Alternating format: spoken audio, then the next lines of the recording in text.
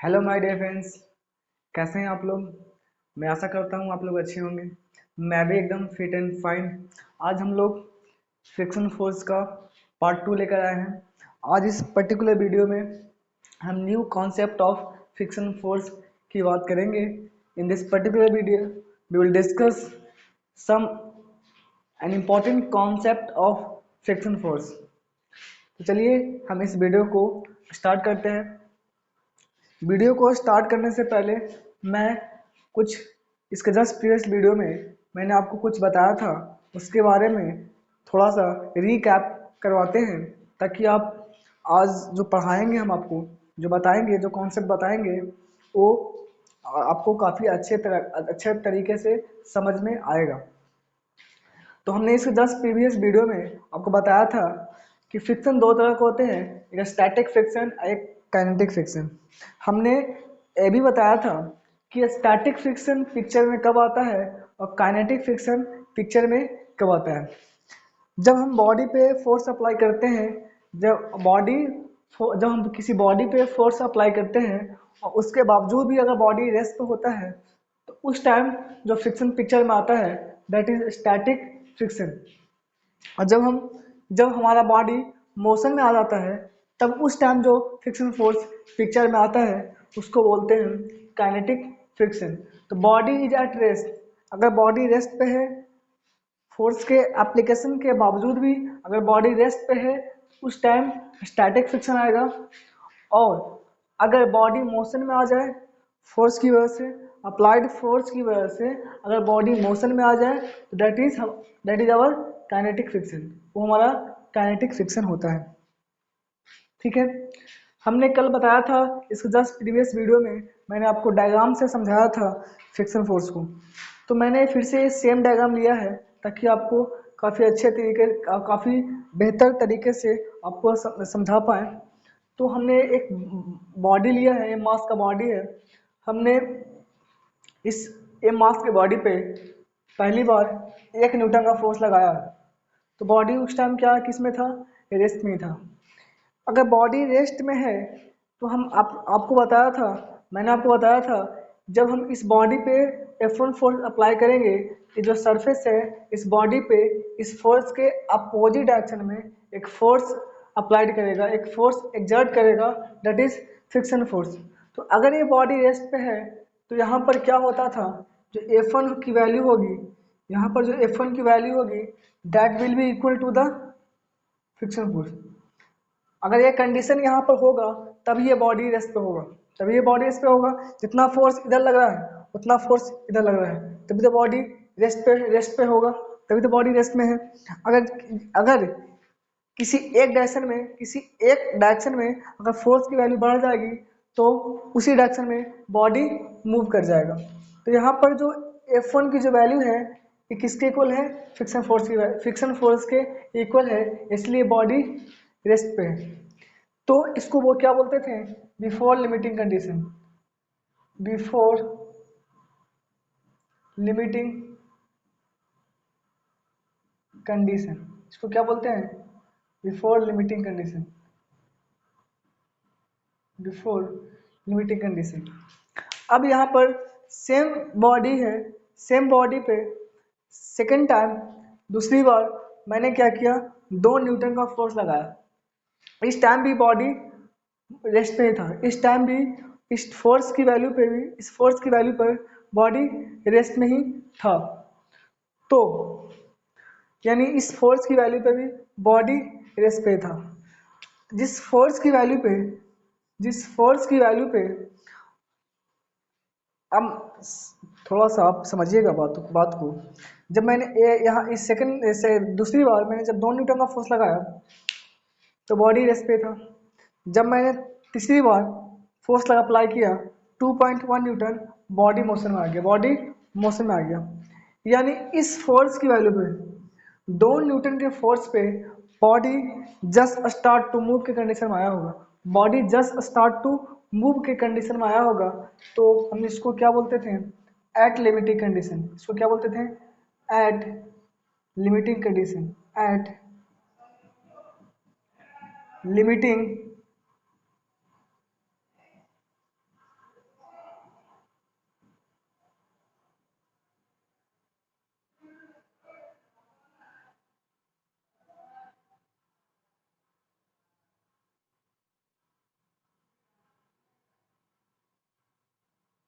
Eight limiting condition.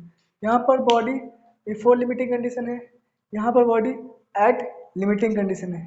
Limiting condition क्या होता है, जिस लिमिटिंग कंडीशन क्या होता है, at limiting condition body just start to move की कंडीशन होता है। यहाँ इस फोर्स की वैल्यू पे body just start to move की कंडीशन में है, यानी बॉडी मूव करने वाला होगा। इस फोर्स की वैल्यू पे बॉडी मूव करने वाला होगा, बॉडी मोशन में नहीं आया है। इस फोर्स की वैल्यू पे बॉडी मोशन में आ गया है। बॉडी इस टाइम जब फ्रिक्शन आता था उसको क्या बोलते थे, लिमिटिंग फ्रिक्शन। क्या बोलते थे, यहाँ पर जो F2 है हमारा क्या है, तो लिमिटिंग फ्रिक्शन है, लिमिटिंग फ्रिक्शन है, हमने कल बताया था। और जिस फोर्स की वैल्यू पे body just start to move की कंडीशन में होता है उसको हम लिमिटिंग फोर्स बोलते हैं। क्या बोलते हैं, F2 को हम क्या बोल सकते हैं, लिमिटिंग फोर्स, लिमिटिंग फोर्स। तो समटाइम्स बीटेक के सेमेस्टर में, समटाइम्स बीटेक के सेमेस्टर्स में पूछ लिए जाते हैं कि लिमिटिंग फोर्स क्या है, लिमिटिंग फ्रिक्शन क्या है। तो how we can define limiting force, limiting friction और लिमिटिंग फ्रिक्शन। तो जिस फोर्स की वैल्यू पे body just start to move की कंडीशन में आ जाए उसको बोलेंगे लिमिटिंग फोर्स, और उसके करस्पॉन्डिंग जो फ्रिक्शन आएगा उसको हम लिमिटिंग फ्रिक्शन कहेंगे। क्या बोलेंगे, लिमिटिंग फ्रिक्शन करने वाले हैं, लिमिटिंग फ्रिक्शन करने वाले हैं। अब यहाँ पर जब हमने यहाँ पर तीसरी बार हमने 2.1 न्यूटन का फोर्स अप्लाई किया तो बॉडी मोशन में आ गया, यानी बॉडी किस में आ गया, मोशन में, बॉडी मोशन में आ गया। यहाँ जो FF3 फ्रिक्शन फोर्स 3 है, this is kinetic friction, kinetic friction.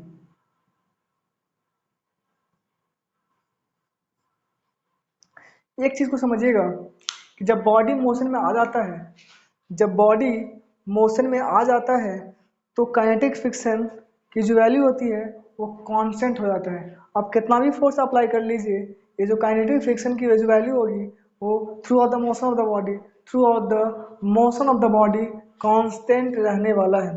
तो हमने ये प्रीवियस वीडियो में पढ़ा था, जब बॉडी रेस्ट पे होता है, जब बॉडी एट लिमिटिंग कंडीशन होता है, जब बॉडी एट लिमिटिंग कंडीशन होता है तो हम फ्रिक्शन फोर्स को फाइंड आउट करने के लिए कौन सा फॉर्मूला इस्तेमाल करते हैं, FFS मैक्स, यानी static friction force, maximum static friction force will be equal to mu s into N.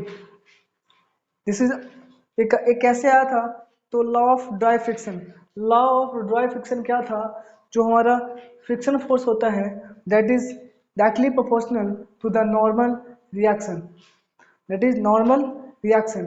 अब नॉर्मल रिएक्शन क्या होता है, तो नॉर्मल रिएक्शन को समझने के लिए मैं यहाँ पे एक डायग्राम बनाया हूँ ताकि आपको बेहतर तरीका से आपको समझा पाऊँ।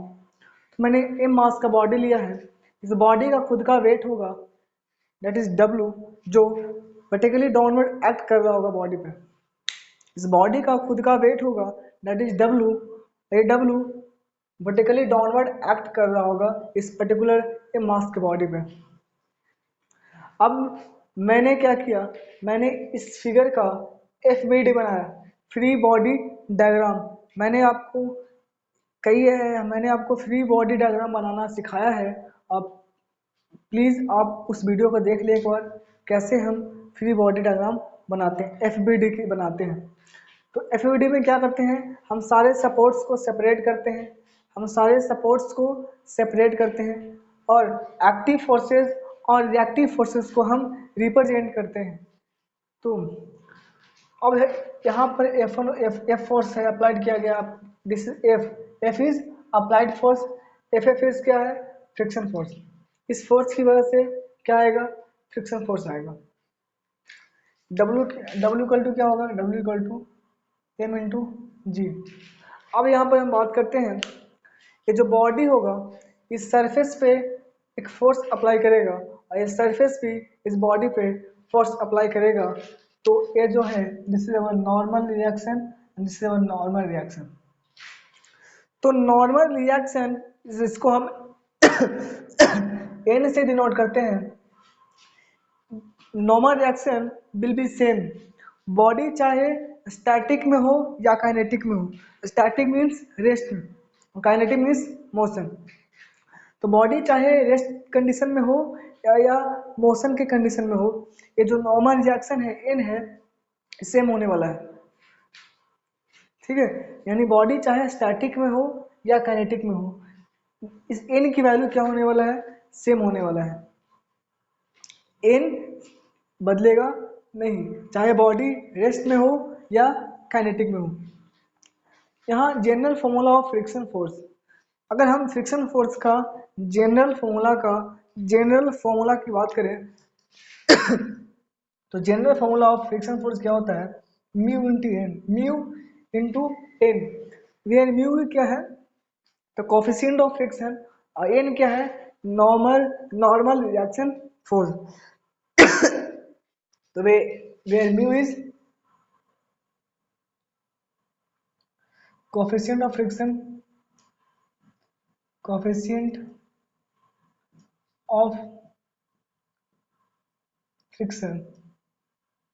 और ये क्या है नॉर्मल रिएक्शन फोर्स। ठीक है, अब यहाँ इस पर्टिकुलर डायग्राम से हम लोग एक कॉन्सेप्ट को पकड़ने वाले हैं, एक कॉन्सेप्ट को इस फिगर से निकालने वाले हैं। चलिए उस कॉन्सेप्ट को निकालते हैं।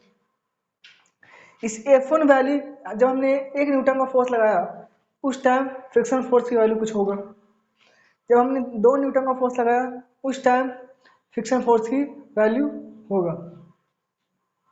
यानी जैसे जैसे फोर्स बदल रहा है, जैसे जैसे हम अप्लाइड फोर्स की वैल्यू बदलते जा रहे हैं, वैसे वैसे फ्रिक्शन फोर्स की वैल्यू भी बदलता जा रहा है। लेकिन जैसे ही बॉडी मोशन में आ जाता है, जैसे ही बॉडी मोशन में आ जाता है तो जो फ्रिक्शन फोर्स की जो वैल्यू होती है वो through out the motion of the body constant हो जाता है। यानी यहाँ से क्या बोल सकते हैं, जो फ्रिक्शन फोर्स की वैल्यू, फ्रिक्शन फोर्स किस पे डिपेंड कर रहा है, किस पे डिपेंड कर रहा है तो अप्लाइड फोर्स पे। किस पे डिपेंड कर रहा है, इंपॉर्टेंट पॉइंट यहाँ से हम निकालते हैं, इस फिगर से इंपॉर्टेंट कॉन्सेप्ट को हम निकालते हैं। तो फ्रिक्शन फोर्स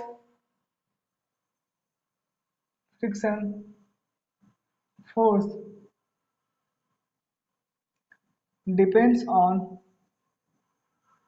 अप्लाइड फोर्स।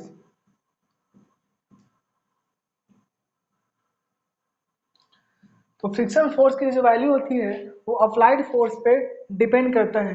जैसे जैसे आप अप्लाइड फोर्स चेंज kariएगा वैसे वैसे फ्रिक्शन फोर्स की वैल्यू भी चेंज होते जाएगा। लेकिन जैसे ही बॉडी मोशन में आ जाएगा, जैसे ही बॉडी आप मोशन में आ जाएगा और उस टाइम जो फ्रिक्शन पिक्चर में आएगा दैट इज काइनेटिक फ्रिक्शन, ये जो इसकी जो वैल्यू होती है वो अप्लाइड फोर्स पे डिपेंड नहीं करता है। यानी through out the motion of the body kinetic friction will be same. तो यहाँ से सेकंड पॉइंट क्या निकल सकते हैं कि काइनेटिक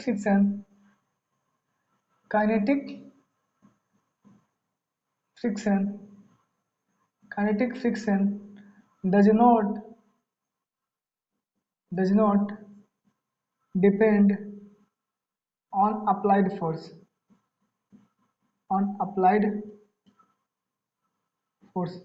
अब एक बात है, यहाँ कई कई कई कई बच्चों को डिफिकल्ट फेस होता है वाइल सॉल्विंग द न्यूमेरिकल्स कि हम इस फॉर्मूला को कब लेंगे, इस फॉर्मूला को कब अप्लाई करेंगे। तो जब बॉडी एट लिमिटिंग कंडीशन हो, body just start to move के कंडीशन में होता है, उस टाइम हम जब फ्रिक्शन फोर्स निकालते हैं maximum static friction force that will be equal to mu s into N. Mu s क्या है तो static coefficient of friction, N क्या है नॉर्मल रिएक्शन फोर्स। तो जब बॉडी एट लिमिटिंग कंडीशन होता है तब हम इस फॉर्मूला को यूज करते हैं। जब बॉडी मोशन में आ जाता है, आफ्टर लिमिटिंग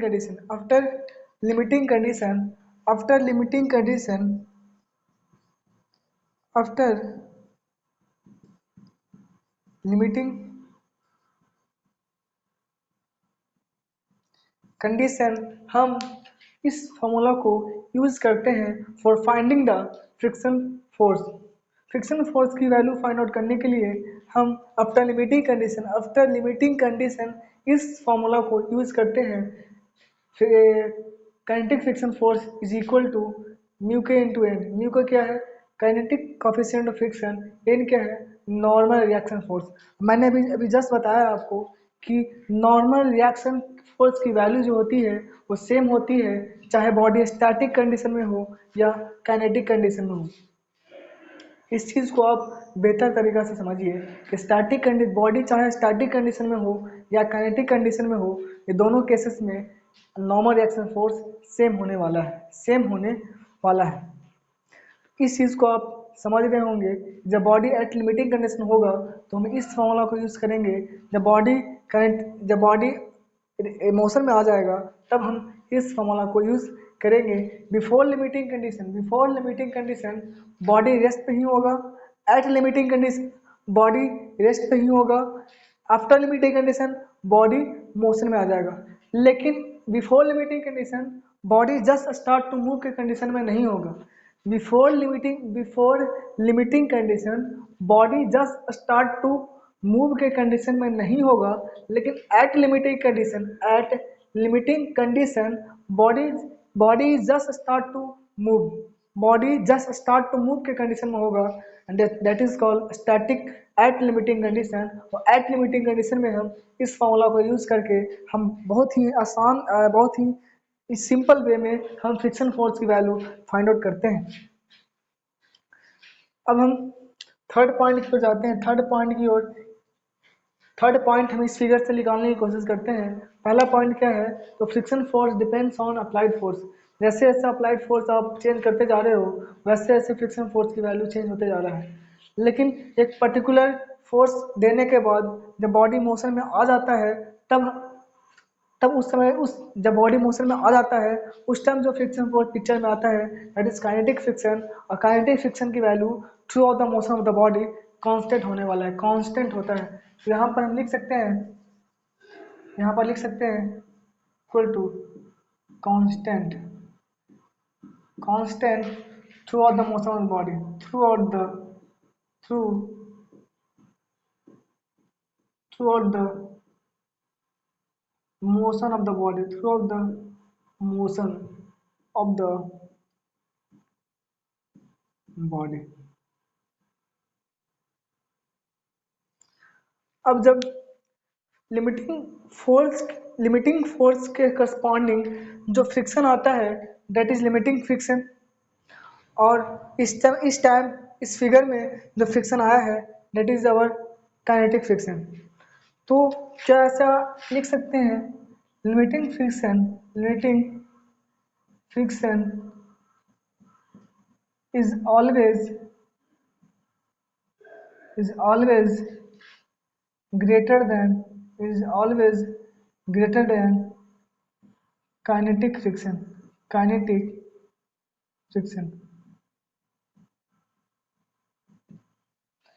क्योंकि 2 न्यूटन का फोर्स पे बॉडी रेस्ट पे ही है। इस टाइम जो फ्रिक्शन आया है लिमिटिंग फ्रिक्शन बॉडी मोशन में कैसे आया है? बॉडी मोशन में तब आएगा जब फ्रिक्शन फोर्स की वैल्यू कम जाएगा अप्लाइड फोर्स के। यानी इसका जो वैल्यू होगा फ्रिक्शन फोर्स का इससे कम जाएगा तब बॉडी मोशन में आएगा। यानी हम कह सकते हैं कि लिमिटिंग फ्रिक्शन जो होगा limiting friction is always greater than kinetic friction. यानी इसका जो वैल्यू होगा लिमिटिंग फ्रिक्शन का जो वैल्यू होगा वो हमेशा बड़ा होगा किससे? काइनेटिक फ्रिक्शन से। क्योंकि यहाँ पर बॉडी मोशन में नहीं आया है, यहाँ पर बॉडी मोशन में नहीं आया है, यहाँ पर बॉडी मोशन में आ गया है। इट मीन्स इसकी वैल्यू कम है इससे। तो यहाँ पर तो दोनों सेम है ना। यहाँ जितना फ्रिक्शन फोर्स की वैल्यू उतना ही अप्लाइड फोर्स की वैल्यू। तो यहाँ पर इसका वैल्यू बढ़ गया है, इसका वैल्यू कम गया है। तो limiting friction is always greater than kinetic friction. Limiting friction की जो वैल्यू होगी हमेशा काइनेटिक फ्रिक्शन से बड़ा होगा। फोर्थ पॉइंट की ओर चलते हैं हम। फ्रिक्शन फोर्स जो होता है वो कांटेक्ट सरफेस एरिया पर डिपेंड नहीं करता है। Contact surface area, contact surface area, contact surface area, contact surface area. तो friction force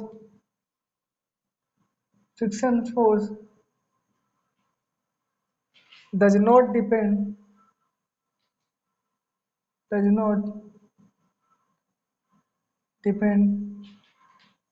on contact surface area, contact surface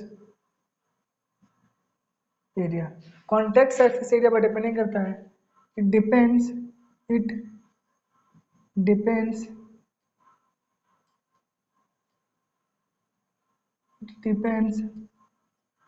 on nature of contact surface area, nature of contact surface area, contact surface area, contact surface area पे depend नहीं करता है। Friction force depend करता है contact surface area का nature क्या है। Contact surface area के नेचर पे डिपेंड करता है फ्रिक्शन फोर्स। फिफ्थ पॉइंट क्या यहाँ से निकाल सकते हैं फिगर से। इस फिगर से हम फिफ्थ पॉइंट क्या निकाल सकते हैं, तो स्टैटिक फ्रिक्शन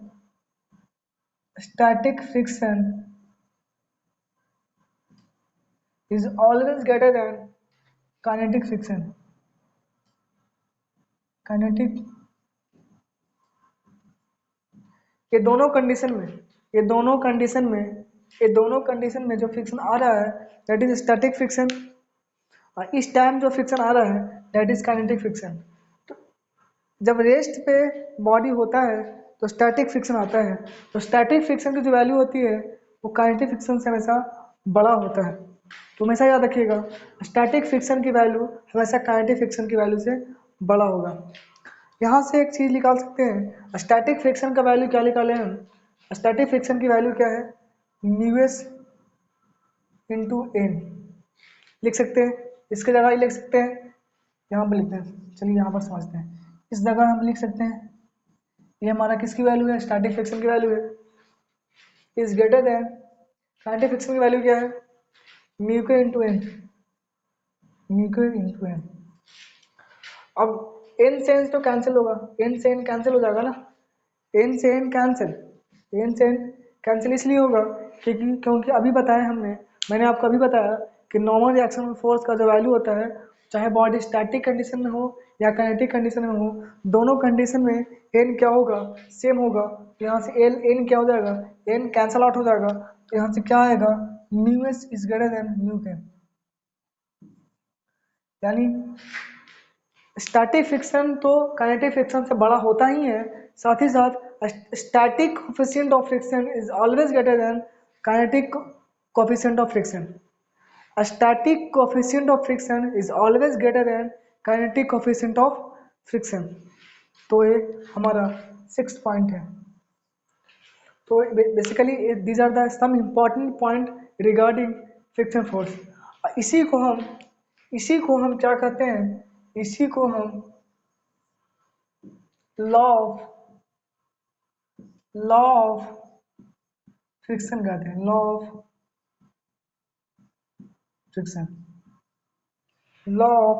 फ्रिक्शन। तो these all are laws of friction। ये सारे के सारे फ्रिक्शन के लॉ हैं। तो मैंने आपको काफ़ी बेहतर तरीका से आपको समझाया, काफ़ी चीज़ आपको समझ में आया होगा। मैं इस चीज़ को एक न्यूमेरिकल्स के थ्रू समझते हैं, इस सारे कॉन्सेप्ट को हम न्यूमेरिकल्स में लगा कर देखेंगे कि न्यूमेरिकल्स बनते हैं कि नहीं बनते हैं।